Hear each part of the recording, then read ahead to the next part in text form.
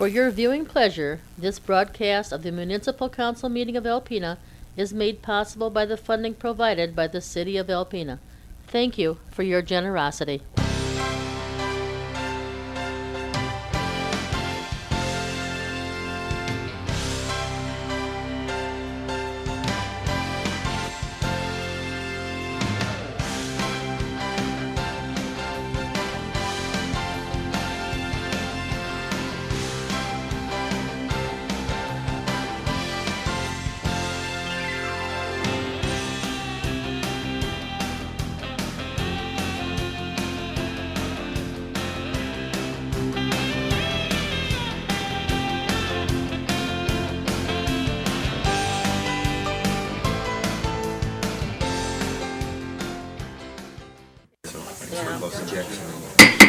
Good evening and welcome to Alpena City Council meeting November 18th, 2013.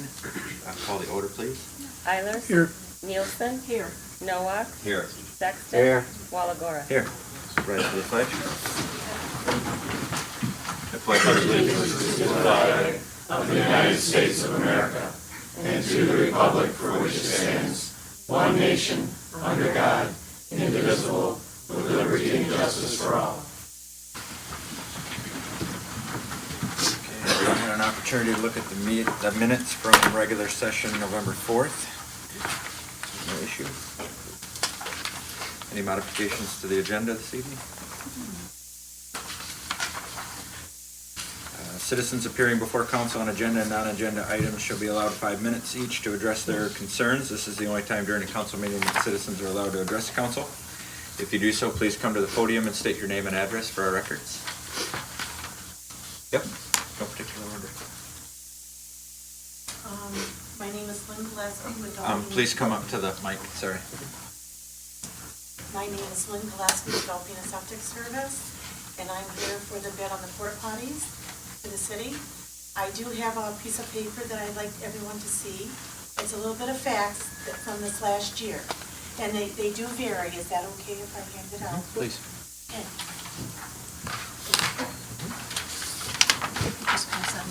Okay, thank you.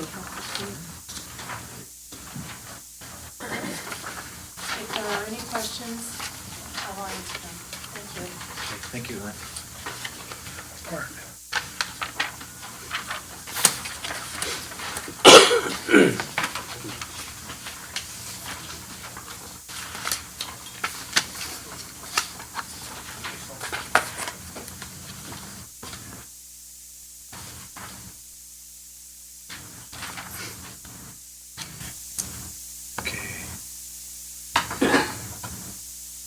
Announcements.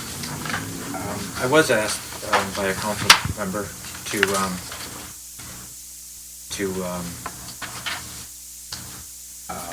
try to think of note the passing of the designer of the City of Alpena flag, and I had her name written down, and it was Donna Bordwick, passed this past week. She designed the City of Alpena flag, so I think it would be appropriate if we just had a moment on her behalf.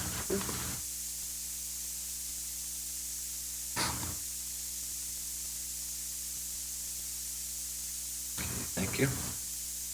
No other announcements, Julie? Okay, the consent agenda this evening. So A, bills to be allowed in the amount of $1,052,968.39, and B is the approval of the 2014 Municipal Council meeting schedule. I move we approve the consent agenda as presented. Second. Nielsen. Yes. Nowak. Yes. Sexton. Yes. Walagora. Aye. Eiler. Yes. Okay, award presentations this evening. We have Jack Smith has joined us this evening. Good evening. I want to thank the City of Alpena for inviting me. I'm Jack Smith, the Executive Director of the Michigan Government Finance Officers Association. and I serve also as a state representative for the National Government Finance Officers Association, and part of my duties is to go around various municipalities and present these types of awards to municipalities.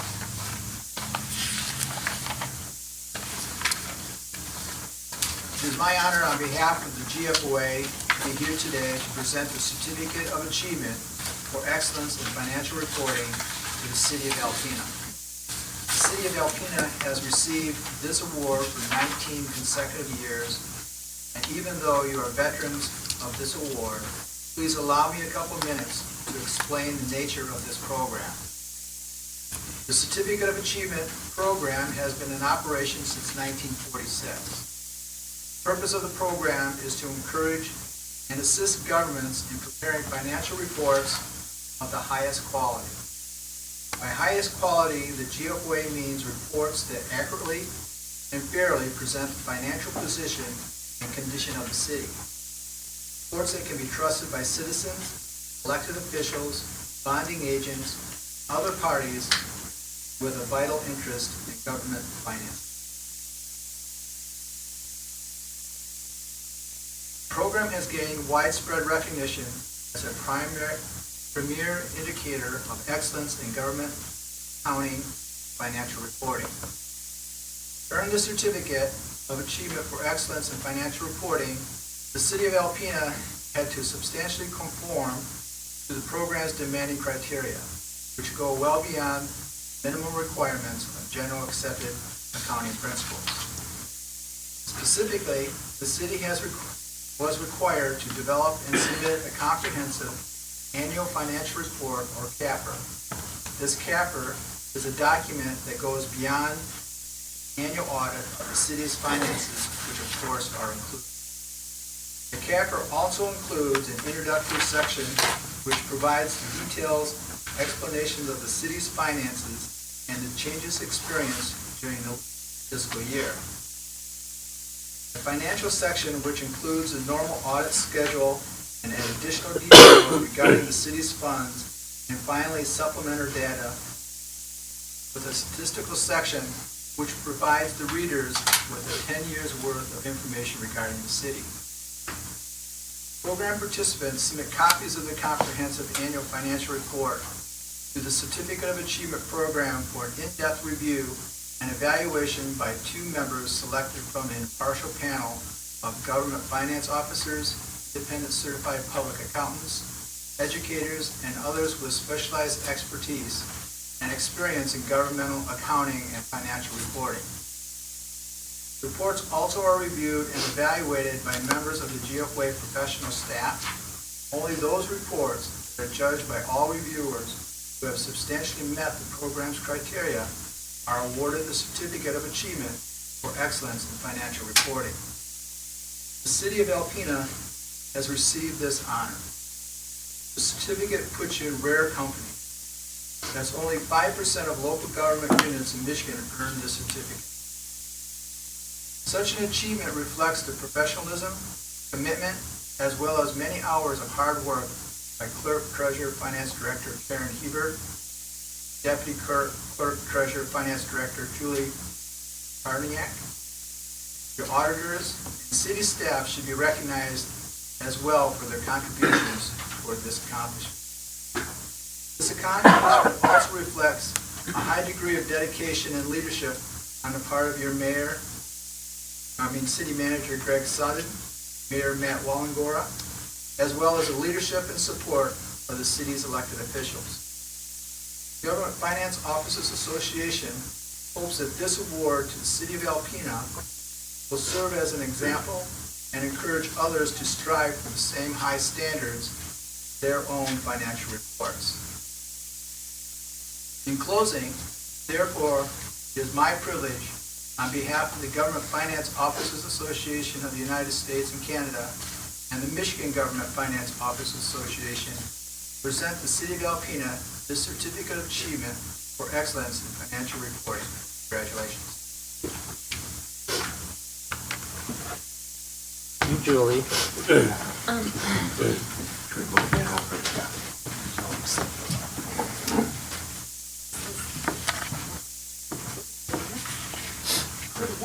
Stay on behalf of the clerk's office.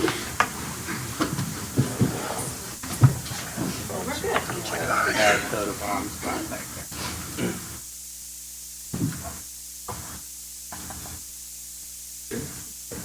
Congratulations, sir. Thank you very much. Thank you very much. Thank you.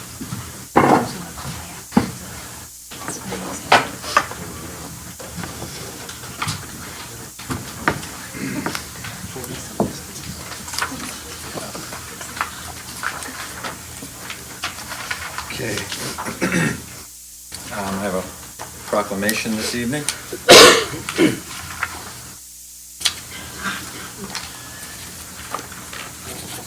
Okay, whereas Zonta International is a worldwide service organization of executives in business and the professionals working together in advance to advance the status of women, and whereas the Zonta Club of Alpena was chartered on November 23rd, 1963, with a total of 26 women who dedicated themselves to the ideals of Zonta, and whereas the Zonta Club of Alpena has played an active role in the Alpena community for 50 years and provided approximately $300,000 in funding for a wide variety of local services, projects including the Alpena County Library Children's Area, the Fire Safety House, the Alpena Cancer Center, the Mammography Subsidy Fund at Alpena Regional Medical Center, City of Alpena's K-9 Unit, Shelter Incorporated, Jaws of Life for the Alpena County Sheriff's Department, Fire Safety Helmet for the City of Alpena, and the Faith and Hospitality House. And whereas the Zonta Club of Alpena has raised awareness of many issues including domestic violence, breast cancer, fire safety, literacy, and human trafficking. And whereas the City of Alpena congratulates the Zonta Club of Alpena on their 50 years of dedication and service to the community and wishes the club continued success and supports their mission. Now therefore, I, Matthew J. Walagora, by the virtue of authority vested in me as the mayor of the City of Alpena, do hereby proclaim Saturday, November 23rd, 2013 as Zonta Club of Alpena Day. Come up.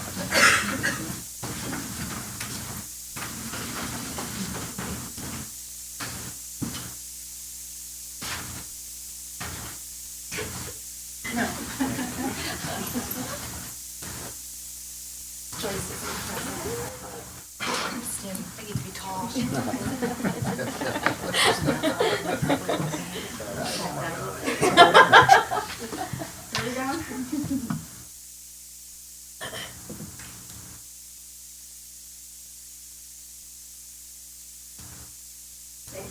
No, I know, that's what we're That flag was our project Would you like too. to take that? That was your project as well? That was a member of our club. Oh, well. Thank you. Thank you.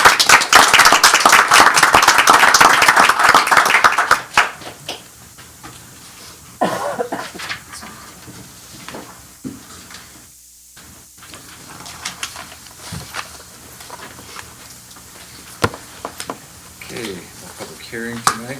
We have reports of officers, the renewal of the Civic Center lease. Civic Thief. Oh, I'm sorry. Yep, Civic Center Civic no Center no longer longer- exists. Too late. Terrible evening with my glasses. The Alpena Civic Center has rented the building from us that's located on River Street since well before my arrival here in this fair city. The current lease that they have expired as of September of this year, and so we worked on simply a renewal of the lease. We did do just basically one upgrade or change, and that had to do with insurance. We will provide the insurance for the building. However, the Alpena Civic Theater will pay that premium, and that has been, I'm not sure as far as if the payment's been made yet, but we have handled as far as making sure that that insurance is in place. Likewise, the Civic Theater will provide a general liability policy, $1 million per occurrence, $2 million aggregate with the city named as an additional insured. So both of those will be done. The rest of the lease is pretty much as it was. before, and would be for another 10-year period ending September 19th of 2022. The Civic Theater Group, of course, not only putting on a variety of performances of high quality that benefit our community, they also do a very good job and have of maintaining and upgrading that building over the years. That's been their responsibility, and they've done that very well. So we would recommend the approval of the renewed lease agreement, and then authorize the mayor and city clerk to sign on the city's behalf.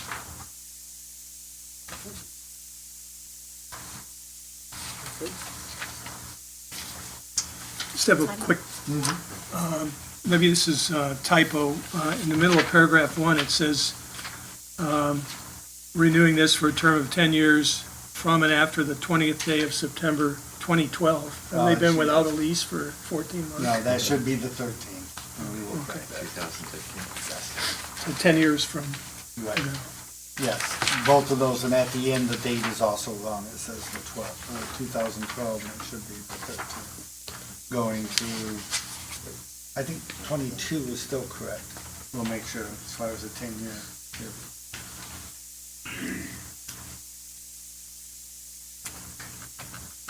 Ready for a motion? It is 23. With those corrections. Discussion. Thank you for catching that. Move on it.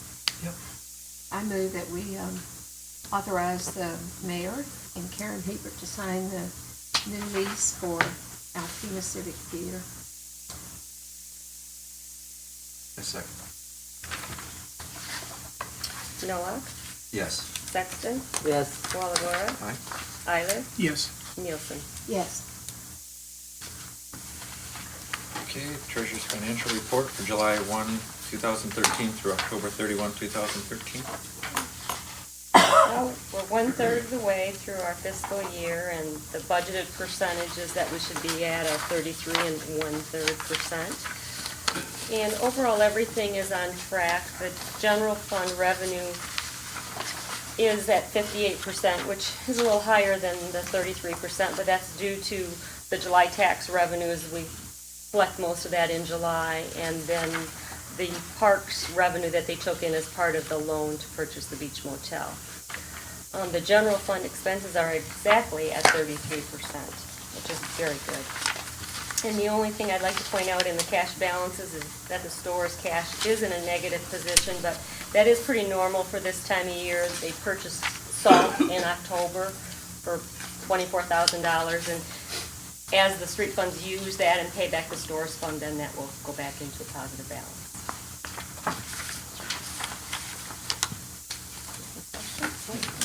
Yeah, same as. On the same page, Julie, the cash balances, the last one under general is employee health care. Lists our current balance of cash and investments as just about $510,000. Last year it was $553, and the year before that it was $595. Is this because just of increases in payments that we have to make because the insurance and everything goes up, or because? The payments that fund makes are for the city's share for the retiree health care on a monthly Okay. basis, and it's about $10,000 a month.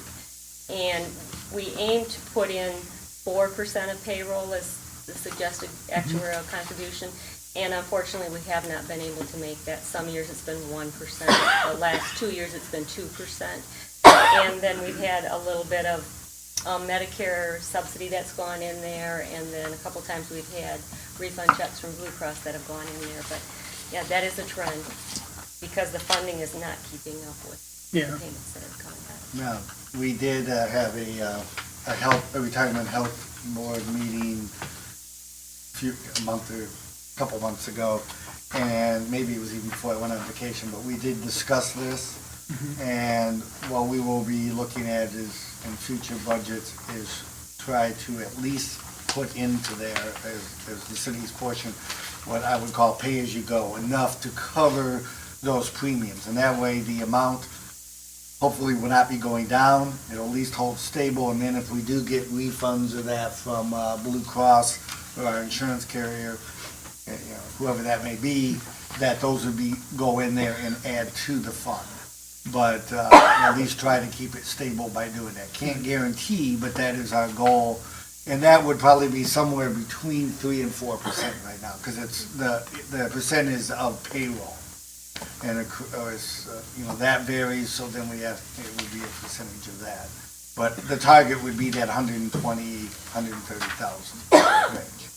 Is this another number that gets hurt by the lack of interest revenue? Oh, yeah, big time, yes. I think what you said, you were lucky if we get, $100? We don't even get that amount. $100 in interest, whereas we used to get probably at least a couple thousand or a few $1,000s. Now with interest being like 0.25%, you think just it's don't get anything. About $60 or $70 a month. So it's minimal. Thank you.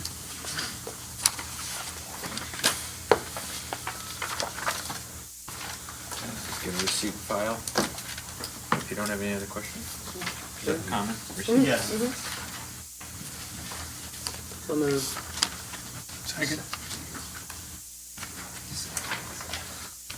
Sexton, Yes. Walagora, Aye. Tyler. Yes. Nielsen, Yes. Noah. Yes. Okay, next up, Public Act 152, Health Insurance Premium Opt-out. For each of the last 2 years, council has concurred with the request by the city manager to opt out of the PA 152 health insurance premium options. And these are either what's called the hard cap, which is a maximum local government premium contribution for single person, two-person, and family coverage. And this is the default. If council does nothing, this is what goes into effect. The other being local governing body contribution limited to 80% of the cost of the medical plan regardless of type. This takes a majority vote of the council. Instead, the council, by a required 2/3 vote, and each time it has been unanimous, has agreed to opt out of both of these options. This action allowed administrative employees to contribute an amount consistent with the contributions previously negotiated with police and fire unions and higher than those in the DPW and clerical contracts. The rationale at the time for opting out was that all 5 of the union contracts were scheduled to expire as of June 30th of this year, which provided an opportunity to negotiate consistent health insurance programs and premium contributions for all city employees. The opt-out option must be voted on annually, and the current opt-out expires December 31st of this year. At this time, I would recommend that council once again approve the city opting out of PA 152 for the following reasons. City staff reviewed each of the first 2 options and determined that the 80-20 split was the most equitable and consistent for both the city and the employee, as each knows its percent of contribution regardless of the annual premium amount. The hard cap sets a defined monetary limit for the city, but could create a potential hardship on the employee depending upon the adjusted hard cap increases determined by the state each year relative to any actual premium increase by Blue Cross Blue Shield, which at this point in time is the city's insurance provider. Since being implemented by the state, it has raised the hard cap limit approximately 3.5–4% a year, while premiums have generally been increasing in the 8 to 15% range. Even though the 80-20 split is more equitable, if implemented all at once, it would be a major financial burden to certain segments of the city's workforce. Consequently, staff recommended and presented to the unions a 4-year phase-in toward the targeted 20% employee premium contribution. Also, the cost of the city's previous PPO2 health insurance plan had become a burden on the city's budget, and reductions in healthcare costs were imperative. Staff investigated a variety of plan options. Bearing in mind that a long-term requirement of the Federal Affordable Care Act is that health plans will be high deductible, high copay, the city reviewed a number of alternative plans with varying deductibles and copays, all with lower monthly premiums. Despite these increased employee out-of-pocket expenses, the overall level of coverage remained comparable. Based on the above, the city successfully negotiated contracts with each of the 5 unions, including a common health insurance program that provides 3 separate BCBS health insurance plans with generally common coverage, but varying deductible co-insurance payments and premiums. All of these plans have reduced premium rates as compared to the city's previous health insurance plan. A 4-year phase-in of premium contributions that will ultimately reach the required 20% minimum employee contribution rate was also agreed to. For fiscal year 2014, that rate is 12.5%. Fiscal year 15, it will be 15%. The following year, 17.5%, and in fiscal year 2017, we will hit the 20%. And then that will continue, and at that point, we'll no longer need to do the opt-out. The city contract with BCBS has an annual renewal date of May of each year. Currently, the federal government imposes a maximum 1% claims tax on the premiums of all active and retired policies, which is due in January of each year. Additionally, existing and future reporting requirements under the ACA have or will have January reporting dates. With the May BCBS renewal date, the city is required to submit 2 separate filings or payments due to the mid-year change in premium rates. As a result, the city requested of Blue Cross a change in our renewal date to January 1st of each year. This has been agreed upon and will go into effect on January 1st of 2015. This provides the city with 17 months of premium stability, since the current plan that of the cafeteria went into effect on September 1st of this year. Normally, we would, with the January 1st, it would be January 1st of 14. Now we're getting an extra year, really, out of that, instead of just 5 months that we would have had under the new plan. As all the unions are now under contract for at least 2 years, the agreed-upon health plans and premium copay formulas are fixed for the terms of those contracts. However, the administrative staff has no contract and consequently no locked-in premium copay formula. The adoption of the opt-out, easier said than done, opt-out option will allow the administrative staff to participate in the phased-in premium copay formula over the next 4 years, the same as the city's union employees. If not adopted, effective January 1 of 2014, the premium copays for all non-union city staff will immediately be under the hard cap or 80-20 provisions of PA 152 at a considerable out-of-pocket expense to those employees. Both management and the city's bargaining units recognize that actions taken by the state of Michigan and the federal government have significantly changed the nature of health care and healthcare insurance relative to the services provided, the level of coverage, and the cost impacts on both the employer, in this case the city, and employee for those services and coverages. As I said a year ago, no matter how one slices the pie, cost to the individual employee and his or her family will be going up. The solution we have negotiated with the city's bargaining units and implemented with the administrative staff provides an ongoing savings to the city while preventing a harsh financial fall for many of our employees, and instead providing a somewhat gradual slide down the hill. Consequently, it is my recommendation as city manager that council vote to opt out of the PA 152 health insurance premium options for the 2014 calendar year. As required by the Act, the opt-out request will be presented each year at this time until the 20% employee premium copay is reached.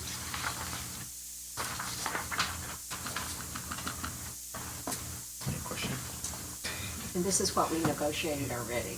With the unions, yes. With the unions. But the admin staff, of course, not being union, is basically at the will of the council in terms of what they would receive. But right now, they are paying 12.5% of the premiums, just like the union. And then that will go up each year. This is the second or the third time we opted out? So this will be the third time.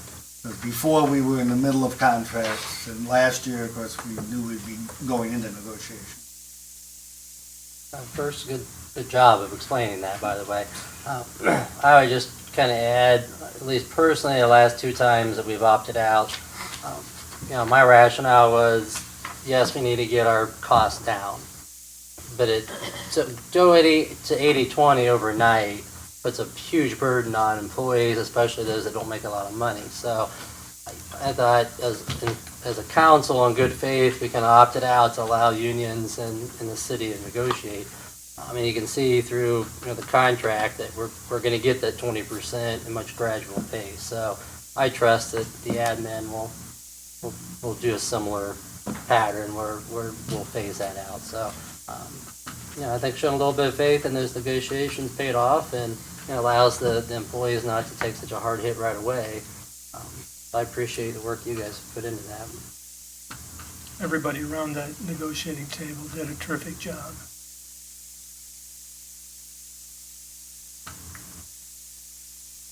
Action?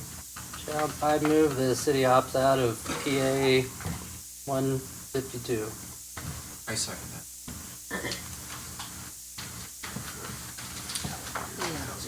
Right, I looked at this last year.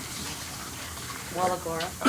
Tyler. Yes. Nielsen. Yes. Noah. Yes. Sexton. Yes. Okay, thank you, Greg. Bids tonight, the Beach Motel demolition. Good evening. On October 21st, 2013, bid packets were made available on the city website and in the clerk's office for the demolition of the buildings and pavement at the former Beach Motel. Bid notices were sent to the Builders Exchange, local contractors, and several from out of town that had expressed an interest in bidding on the project. Bids were opened and read aloud in council chambers on November 12th at 2. We received 8 bids ranging from $10,700 to as high as $54,000. My cost projection was between $15,000 and $20,000 for this project. Bedrock from Alpena was the low bidder at $10,700. I spoke with Travis from Bedrock, and he is comfortable with his bid price.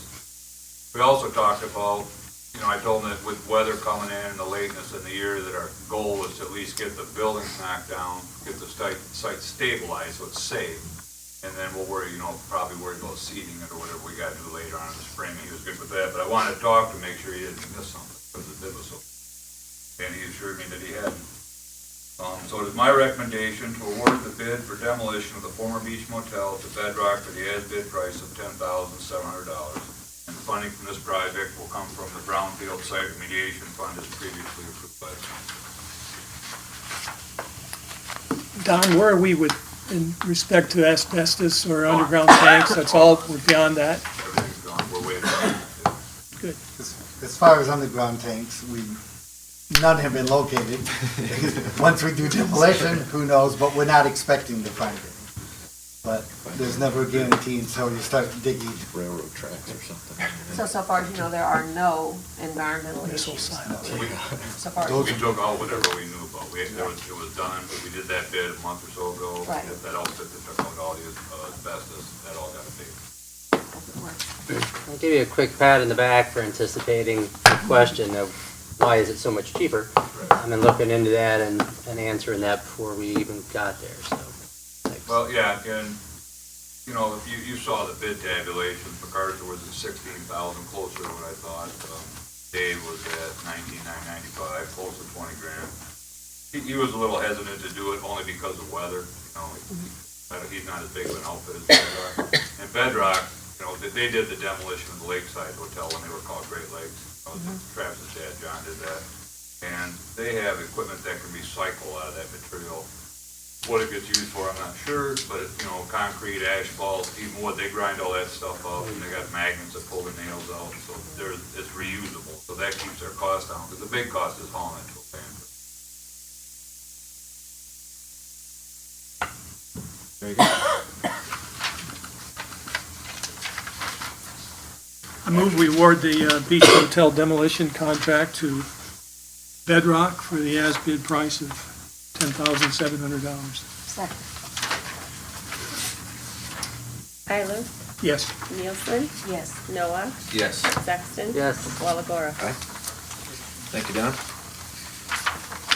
Next up, laptop workstations, Steve Schultz.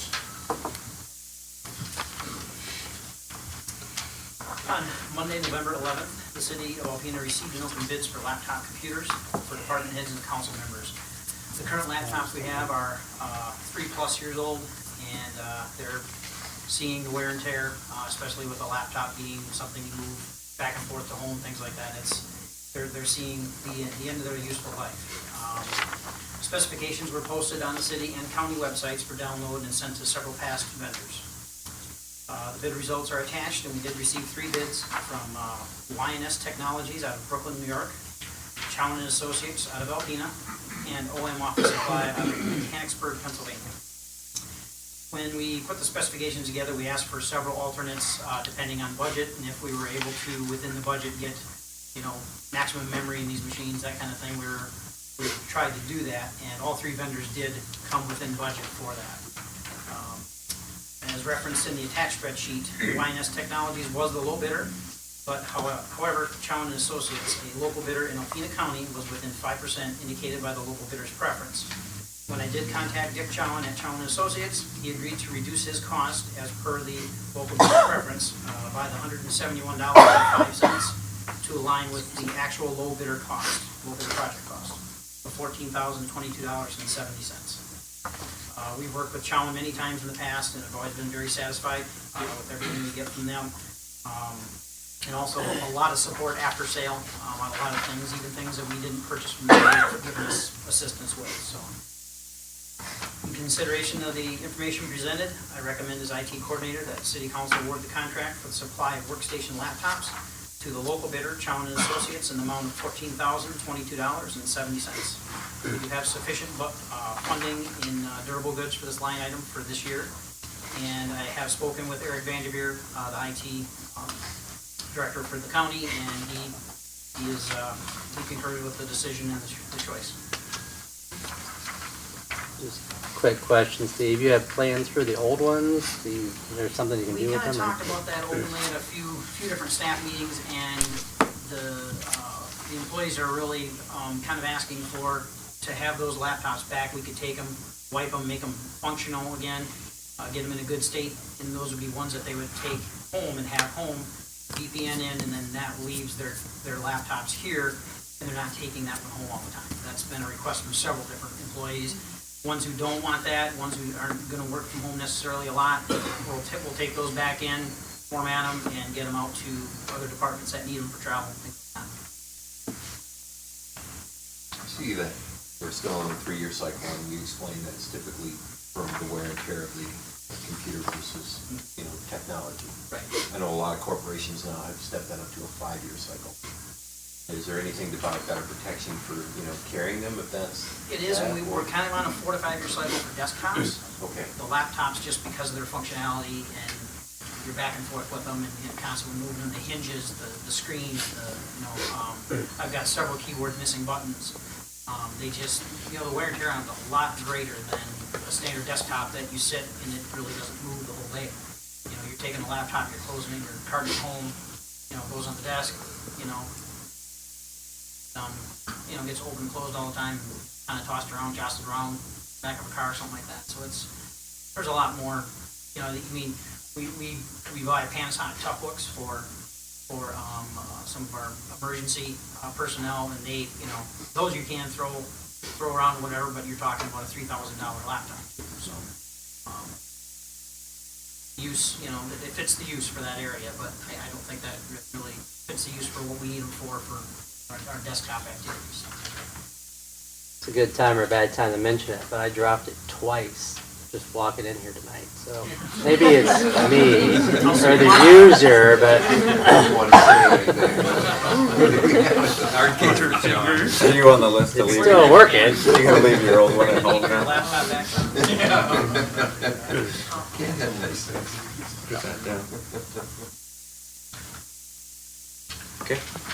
Yeah, that was in your CIP budget, and this has been budgeted for probably even, for quite a while. I know I was asking for quite a while as far as the different, getting laptops for the rest of council, so. Right. So it was in the plan.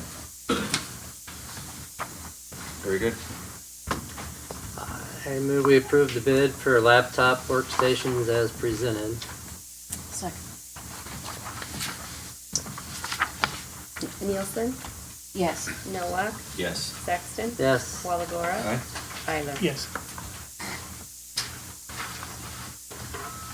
Okay, next up is portable toilets. Rich? On November 5th, 2013, the city received and opened bids for providing and servicing portable toilets used throughout the city. Bid documents were sent to local vendors and posted on the City of Alpena's website. 2 bids were received per the attached price sheet from Alpena Septic out of Spruce, Michigan, and Hall Serval out of Posen, Michigan. The bid price from the low bidder, Hall Serval, for these services was lowest for each of the 3 years of the proposed contract. The city has also requested prices for additional cleanings as requested by the city.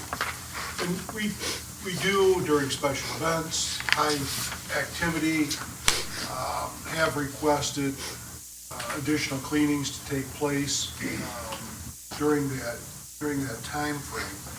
And we asked for additional prices for 1 additional cleaning per week and then 2 additional cleanings per week. And those were outlined on the spreadsheet. These are, like I said, these are infrequent. 4th of July, during, like I said, our high use periods.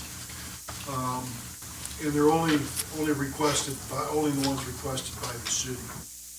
Well, Alpena Septic offered to provide these at no additional cost, which they have done for many years under contract. They have done that at no cost to the city. The savings on a monthly basis from Hall Serval more than offset these infrequent cleaning additional charges. The city has typically placed 6 handicap accessible portable toilets and 12 regular portable toilets in service throughout the summer at various locations. The savings for 2014 from the 2013 will be $481.26 per month, for an estimated $2,400 per year. It is my recommendation to city engineer to award the contract for supplying portable toilets throughout the city to Hall Serval for the as-bid unit prices for the years 2014, 2015, 2016. Yes, sir. We currently use Alpena Septic, right? Yes, we do. And you know how long that goes back or not? At least 6 years. At least. And when? It was 8 years. 8 years, okay. And I will say that they have provided outstanding service throughout every year of that contract. If we have an issue, we have a concern, we give them a call and it's taken care of right away. I know that they have experienced damage to several of their portable toilets out there and have never complained to us about it.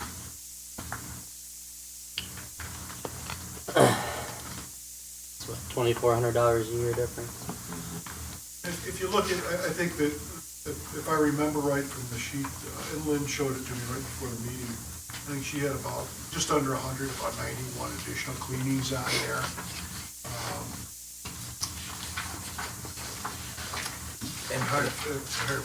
That's about between $1,600 and $1,700 a year.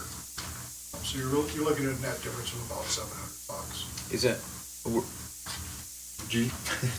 Were you surprised by her numbers? I just, because she just put down on here that she does clean it when citizens call. And it seemed like this is just extra cleanings, if you don't mind me asking you. This list is extra clean. Yes. That's what it says, but I just wanted to make sure that. We get calls on Saturdays, Sundays, and I answer my phone 24/7, and I take care of it. Because all I'm wondering is there's a possibility that you have, that they have cleaned it more often than you've been alerted to. I'm sure of that, and that's why, like I said, I think she had 90, 91 or some cleanings on there.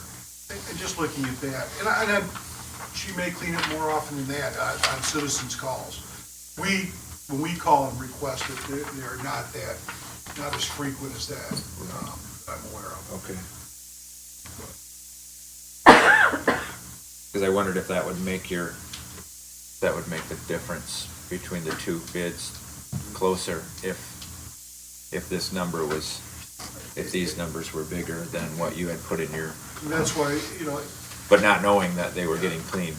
And in our bid proposal, the only time where we are going to pay them is if we request those additional cleanings. If they get a call from a citizen, they go out and clean it, we need to have it directed from us, otherwise how do we know Right, that? yeah, it was- I understand. So they certainly don't have to do that. And I guess if they refuse, we'd eventually get that phone call, but I think that's a pretty valuable service. Oh, and like I said, we have been very pleased, and she's right, I think she mentioned on there, every year she goes out, she puts fresh cedar bark down where the portable toilets are sitting off from the paved surfaces. It does a lot, takes very great pride in the service and the equipment that she provides. And Halls is a great company as well. I mean, I've seen that they've been around for a long time as well. I just wonder if we're gonna save enough money and then realize a completely different amount of, whether whether Halls would be willing to do, that much extra service or not. I don't know. I mean, if we request them, then we're gonna pay for it. You had a question, sorry. Have we worked with Halls before on this contract? Not in a number of years, there may have been before I was involved in it, they may have been providing it. And actually, I think there was another company before, besides Halls, that was providing it for a while. But we've used them for other activities, other events, tents, et cetera, but we've typically not used it for the portable. The details of this contract, if we go with a low bidder in Halls and we're not satisfied after a period of time, what's the opt-out? We do have the right with, I think it's either 30 or 90 days notice to discontinue the contract. Mr. Mayor, there may be a gentleman in the back raising his hand, and he may have some information, I'm not sure. I'm Joe Hall, sir. Hi, Joe. We have the contract with the city prior to Alpena Septic. We had it for 8 years, previous time, issues with the city. And as far as if something really had to be cleaned, we do that all the time too. I mean, requested the bid, requested additional cleans. I took that just like Rich was saying, that was gonna be like 4th of July or something where they wanted to have them clean extra time a week or twice extra a week. And we would do that just on the request of the city. Other than that, if the city requests us to clean them, that would be something we pay for. As far as anything else, I mean, we used to get calls from the city too when a unit was tipped over or somebody went in and made a mess in it. We're in town every day with our trucks. Right. I mean, it's no big deal. That's our equipment. We take a lot of pride in it too. We want them to be clean. We don't want bad report from anybody. Right, yeah. We do that as a standard. Thank you, Joe. Thanks, Sean. I didn't see Mike, or Mike, whoever that was.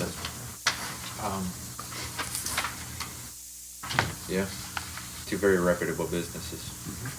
Local businesses, So too. they're both local, so.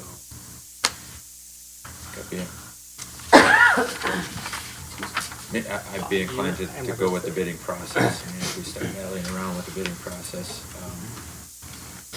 we could start all kinds of different, put ourselves in some issues, so. But I'll entertain a motion. And does anybody have any other questions for anyone? I'll make that motion that I have one comment at this point. The only thing that I've got, Rich, on this issue, believe it or not, is the 4th of July. How many do we have down at the big concert series? Is it about 8 or 12? So, well, some of those, I think for the concert series, I think those are maybe provided by WHS, or Bay-One-Away. True North. True North Radio. So I know that as part of that, that they do provide some additional ones on their own. You know, like Brown Trout provides all their own, you know, the different events. The DDA pays for the one that's out here at Farmers Market. I mean, there's some things like that. But, I mean, if we have, I know that we've requested extra ones to come in. You know, a good example is, I think, the volleyball at the beach. There were some issues there. We had an extra one brought in there. We added one over at McCray Park midway through the year here. Those are things, but if we feel that there's something that's gonna require some additional ones, we can have some relocated there from other parks or bring in other additional ones. And Also, it's about between $11,000 and $12,000 contract per year for these services. 11 to 12? 11 to 12,000. Last year was just under 11,600.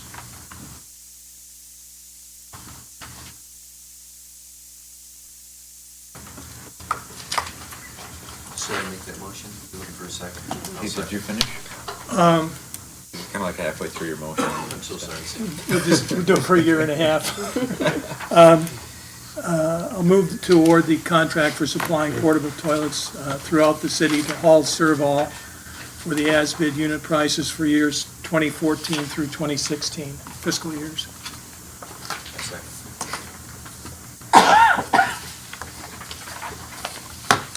Noah, Yes. Sexton, No. Walagora. Aye. Tyler, Yes. Nielsen. No. One thing, I believe you mentioned saying that was fiscal year, it's a calendar year. Oh, it's calendar year? Calendar. Sorry, thank you. Just want to make sure. I'm almost done and I don't know the difference yet. Thank you, Rich. You don't have to now. Okay, no communications or petitions this evening. Unfinished business, the option to opt out of odd year elections. Okay. I will read Karen's memo regarding this. At the July 24, 2013 council meeting, I made the council aware of one of several new election laws that was implemented by the state on March 27, 2013. Municipalities now have the option to move to even year November dates to hold their elections. We currently hold our city elections in the odd year November dates. The advantages to moving our local elections to the even November dates are: 1, cost savings. In the most current election, the ballots cost approximately 31 cents each. We ordered 5,600 plus 245 tests and samples for a cost of $1,812. The precinct workers cost approximately $4,500. The AccuVote program is $280 per precinct for $1,680. Newspaper ads, postage, supplies, and DPW clerical staff labor run us another $2,000 for a total of approximately $10,000. Item 2, labor savings. Preparation and administration for an election involves scheduling and training precinct workers, loading laptops, testing the AccuVote and AutoMark machines, processing absentee voter ballots, packing supplies for election day, and troubleshooting on election day in the precincts. The night of the election, some staff serve as the receiving board, while others modem results and maintain voting paperwork for distribution to the county. DPW staff deliver the election equipment to the poll locations the day before the election, take the laptop and ballots to the poll locations the day of the election, and then bring all supplies back to City Hall the day after the election. The disadvantages are: 1, longer ballots in even-numbered years. The city's candidates and/or proposals would be included with the state or federal candidates and/or proposals. 2, city issues would get lost with all the state and federal candidates and proposals. City residents will have to look the ballot over thoroughly to make sure they see local candidates and proposals. 3, longer time between elections means workers may need to have more training. If we have 1 to 1.5 years between elections, workers may forget the process and need additional training. If City Council adopts a resolution in compliance with MCL 168642 after December 31st of the year in which the resolution is adopted, the city's regular elections would then be on the even year general election beginning in 2016. The state constitution does not allow the offices of elected officials to be shortened, so the offices of officials elected in November 2013 would therefore be extended. The attached resolution shows how an even-year election would affect the council terms. Special elections can still be called during one of the 4 dates designated by the Consolidation Election Act. The difference is if the city is not holding an election in an odd year, but another government entity does, the cost is 100% theirs. If council would like to pursue changing the election dates, a public hearing would need to be held and a resolution adopted in compliance with MCL 168642. If council does want to pursue this, Karen proposed that we would schedule a public hearing for the meeting of December 18th. And then the sample resolution would have a couple of minor changes. The term dates, all the Novembers would actually be December. They would be elected in November, but the term would actually end in December.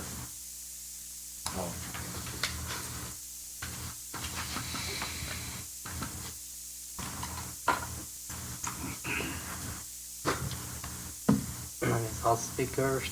I have a couple reservations about changing the dates, I guess. One was something that you mentioned that I think is worth considering is, my fear is any kind of local issue is going to get buried with the state federal issue.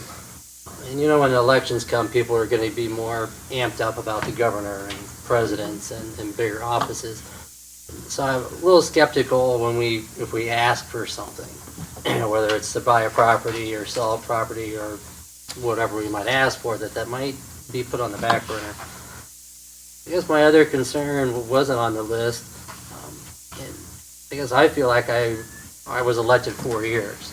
I don't feel right sneaking in an extra year. It's not sneaking it in, but I don't want it to seem that way. I certainly know some state officials I voted for that I would not want an extra year out of. So, I'm sure people may feel that way about us at some point. I would much have preferred to take it on a 3-year term, and I think that was pretty clear in the report that that's not legal anyway. So, again, I guess I would be apprehensive to change it because of the local issues being put in the back burner and really all of us serving an extra year longer than we were elected for. That's my 2 cents on that. And I agree with Sean on some of those too. I think it would be easier, for myself, and I looked at this originally too, shortening the term would have been easier, but at the same time, what you look at is if any one of us could do anything to save potentially $20,000 over a 5-year period, we would do it. If we were asked by the citizens to at least serve another year to save the city $20,000, I think we would step up and do it. But, voting it has that connotation to it that you just don't care for. The other thing is the ability to serve. I mean, I'm not sure how the rest of you are, if you're asked, do you want to? I mean, going an extra year of service like this it's a great job. I love it, but at times it's a lot of work to it as well. So, I mean, that's something that we have to consider as well. And that is another concern. If there could be more special elections, if people are not realizing, or when they run, they're in for another year and pull out before, it can't happen. No, any new elections will be for 4 years. It's I don't only, mean that. it's only the current Right. council that each of your Right. terms are added 1 year to. But there again, that could call for special elections, and the cost would be 100% ours. I mean, if somebody quits. Well, yeah, well, yes, Somebody- anytime if somebody were to resign, unfortunately die in office, whatever, where there's a vacancy, you would end up with that special election and that cost. Does it make it difficult for other groups, like the library, to get in an election year, since they would only be able to get in the even years then? As far as sharing costs with the city on those off years, they'd have to kind of wait. They don't share it. Oh, they don't have to? It's ours 100%, and they just pick it up. Now, how would that truly affect? I said, saving 20,000. Would it truly be an amount near that, or do we have any figures on it as yet?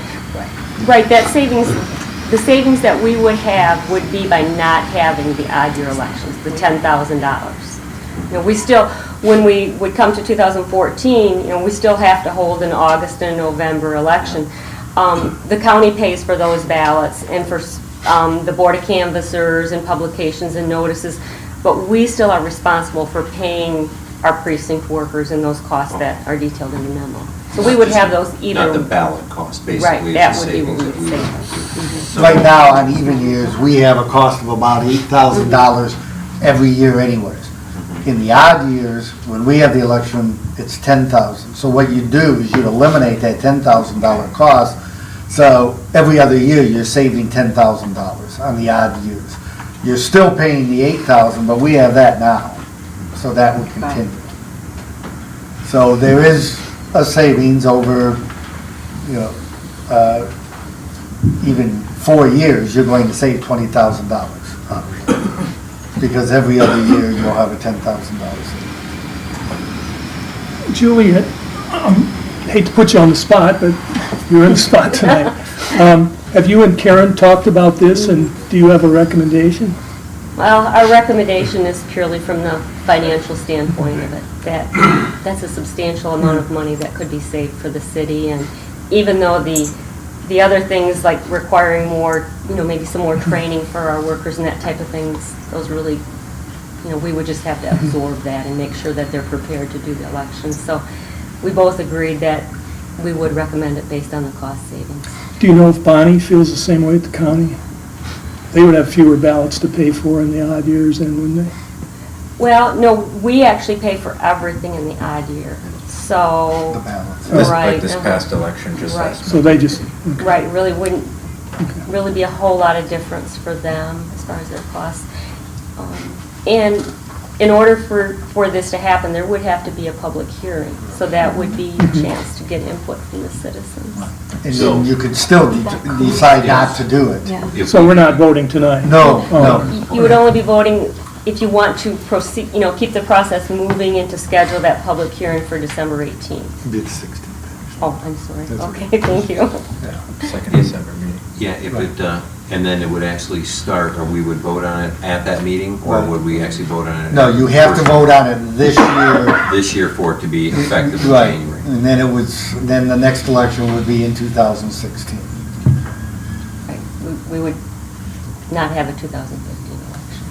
Greg, since a lot of the city ballot initiatives would come from your office, whether it's the change in the charter or whatnot, do you have any concern that we get backseated by bigger issues, or is that, you're not worried about Well, I that? guess my hope was always that the electorate, when they go in, are gonna know what's on there, and that in the case what we're gonna have, if we have ballot language, that we're going to publicize that and get the word out, however people wanna vote, but that they do go through the entire ballot. I would hope you would not see people going through and just doing one page or one part of the ballot and then saying, well, I've done enough and quit. That when they go in, they would do the entire ballot. I think if we do a good job of, I guess, educating people about any initiatives that we have, that we can ensure that people will, at least to a higher level, that the likelihood is they will look at those and they will vote, however that vote may be. But, yeah, there's always a chance, because some years you get a lot of state initiatives, other times you don't, you get fewer and none. So, when you start adding other initiatives, that's, that could be potentially a problem.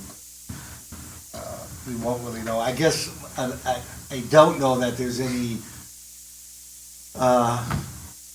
option within the law that if you change to an even number year and you decide you don't like it, because it does cause problems, can you revert back to the odd number year? I don't know the answer to that, Bill. Yeah, I don't know if I know that either. The research. Or once you do it, we're locked in. Go back and forth, we'll never be reelected. I remember That won't look suspicious at all. It's 8 years. 2 or 3 elections ago, we had a long ballot, and there were 4 local proposals at the end of it. And the 4th proposal, you had to flip over to the back of the ballot, and that passed with flying colors. I was impressed. So I don't want to sell the voters short, but could be a thought, but that time it definitely wasn't. I think most people go in, their intent is to make sure that they cover all of the ballots. Yeah, I can't imagine somebody not completing their ballot because they came in. I think the biggest shortfall would be having to contend with state and federal issues at the same time you're trying to contend with airspace and advertising and talking to people.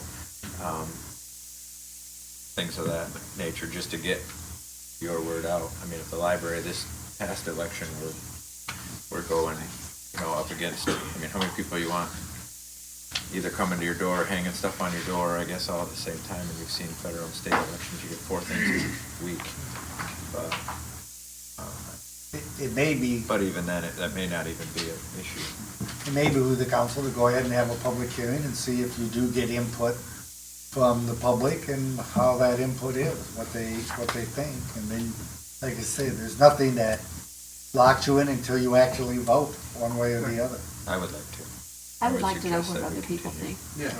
I would too as well, so what do we need? I think all of us are in agreement on I that. don't know if we need a formal vote or. Yeah, we do. We do on that? Yeah. Okay, you do Need to under the vote law, to so hold you the need a public vote to hearing. set the public So hearing. all you'd be doing is voting to hold the public hearing.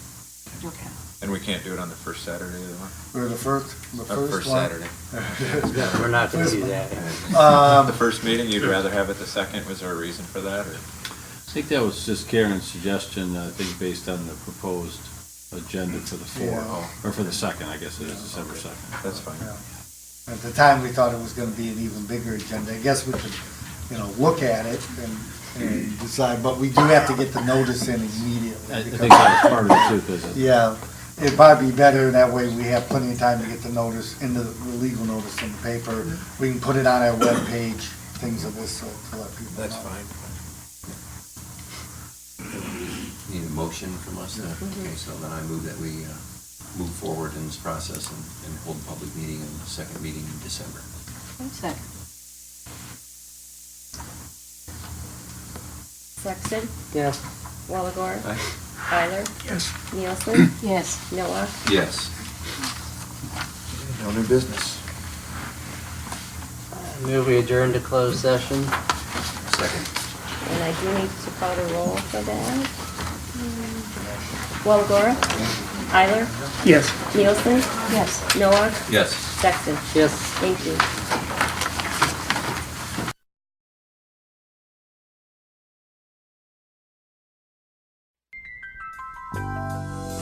You are watching All About Alpena.